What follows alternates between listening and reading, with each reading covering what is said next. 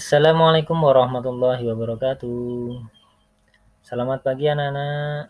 Semoga kita masih diberikan kesehatan untuk bisa mengikuti kegiatan belajar di pagi hari ini. Oke anak-anak, untuk pertemuan kali ini pembelajaran kita yaitu PAI dan Budi Pekerti untuk kelas 7 semester 1. Bab yang akan kita bahas yaitu Al-Quran dan Sunnah sebagai pedoman hidup. Ya. Dan kita membahas dalam Al-Quran surat An-Nisa ayat 59 dan yang kedua Al-Quran surat An-Nahl ayat 64. Oke, sebelum kita mulai pembelajaran pada pagi hari ini, alangkah baiknya kita awali dengan bacaan basmalah bersama. Bismillahirrahmanirrahim.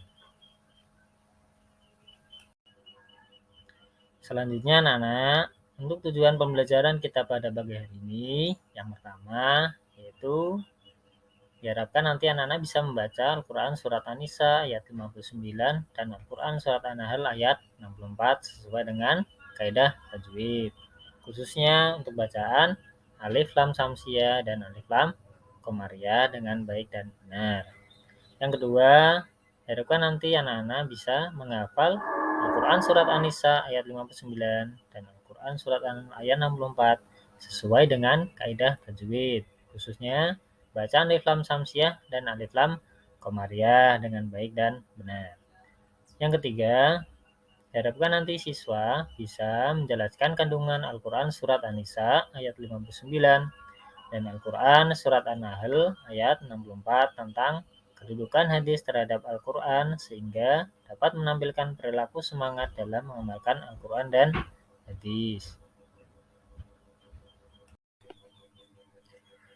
Berikutnya anak-anak yaitu membaca Al-Quran Surat An-Nisa ayat 59. A'udzubillahi minasyaitonirrajim. Bismillahirrahmanirrahim. Ya ayyuhalladzina amanu wa'ati'ullaha wa'ati'ur rasula wa ulil amri minkum. فإن تنازعتم في شيء فردوه إلى الله والرسول إن كنتم تؤمنون بالله واليوم الآخر ذلك خير وأحسن تأويلا.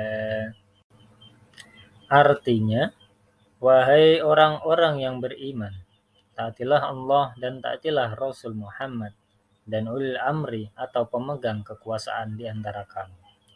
Kemudian, jika kamu berbeda pendapat tentang sesuatu, maka kembalikanlah kepada Allah atau Al-Quran dan Rasul atau Sunnahnya. Jika kamu beriman kepada Allah dan hari kemudian, yang demikian itu lebih utama bagimu dan lebih baik. Quran Surat An-Nisa ayat 59. Selanjutnya, membaca Surat An-Nahl ayat 64. A'udzu billahi minasyaitonir rajim. Bismillahirrahmanirrahim. وما أنزلنا عليك الكتاب إلا لتبين لهم الذي اختلفوا فيه وهدى ورحمة لقوم يؤمنون. Artinya, dan kami tidak menurunkan kepadamu Alkitab atau Al-Quran ini, melainkan agar kamu dapat menjelaskan kepada mereka apa yang mereka perselisihkan itu, dan menjadi petunjuk dan rahmat bagi kaum yang beriman. Selanjutnya, untuk makna Al-Quran, surat An-Nisa ayat 59, yaitu yang pertama, menerangkan bahwa ketaatan hanya untuk Allah dan Rasulullah. Ketaatan kepada Allah dan Rasulnya merupakan kewajiban yang tidak bisa ditawar. Yang kedua, Allah memerintahkan umat Islam untuk taat kepada ulil amri atau pemimpin. Namun, ketaatan kepada ulil amri hanya dalam kebaikan saja dan tidak bertentangan dengan perintah Allah dan Rasulnya. Yang ketiga, yaitu umat Islam seharusnya berpedoman kepada Al-Quran dan hadis sebagai sumber hukum. Terlebih, di saat ada perselisihan, maka penyelesaiannya harus berlandaskan pada penjelasan Al-Quran dan hadis.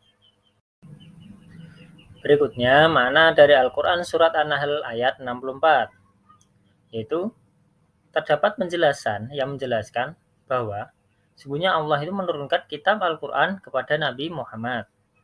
Dan yang kedua, terdapat penjelasan yang menjelaskan bahwa Allah Subhanahu wa taala menurunkan kitab Al-Quran sebagai petunjuk dan rahmat bagi orang-orang yang beriman. Nah, akhirnya cukup di sini saya sampaikan materi pada pagi hari ini. Semoga apa yang Bapak tadi sampaikan, materi yang Bapak sampaikan tadi semuanya dapat dipahami dengan baik dan bermanfaat bagi anak-anak semua. Sekian, terima kasih. Kurang lebihnya kami mohon minta maaf. Wassalamualaikum warahmatullahi wabarakatuh.